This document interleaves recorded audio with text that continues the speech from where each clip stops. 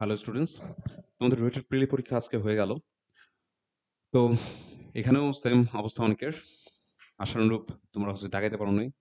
অনেকে বলতেছো 30, 35, 45, 50। এই 45 to 50 রেঞ্জটা একটু বেশি। অনেকেই এই আশেপাশে দাগাইছো। এখন রেজাল্ট কি হবে এটা তোমার রেজাল্ট হওয়ার পরে আসলে ভাবা বেটার। এখন আসলে আমি তোমাকে সাজেস্ট করবো যে এখন চুয়েটের রেজাল্ট, কুয়েটের সাবজেক্ট চয়েস, এরকম টাইপের জিনিসপত্র এখন পড়ে থাকার সময় না। কারণ সামনে খুব রিসেন্ট তোমার জাহাঙ্গীরনগরে এই ইউনিটটা আছে। যারা মনে করো এই ইউনিটের প্রিপারেশন তোমাদের ভালো আছে, তারা জাহাঙ্গীরনগরের ইউনিটটা ইজিলি ক্র্যাক করতে পারবা।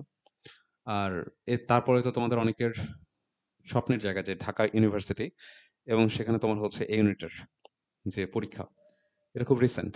সো আমার সাজেশন থাকবে যে তুমি রুয়েটে যাই করে থাকো, যেমনই হয়ে থাক, তুমি তোমার গ্যাপগুলাকে যদি বুঝতে পারো যে তুমি দাগাতে গিয়ে কি কি গ্যাপে পড়ছো, কি কি সমস্যা ফেস করছো, কোনগুলার থিওরি ভুলে গেছো বা কোন কোন জায়গা তুমি একদমই ভুলে গেছো, আমি সাজেস্ট করবো যে ঢাকা ইউনিভার্সিটির জন্য তুমি সেই জায়গাগুলোতে বেশি ফোকাস করো।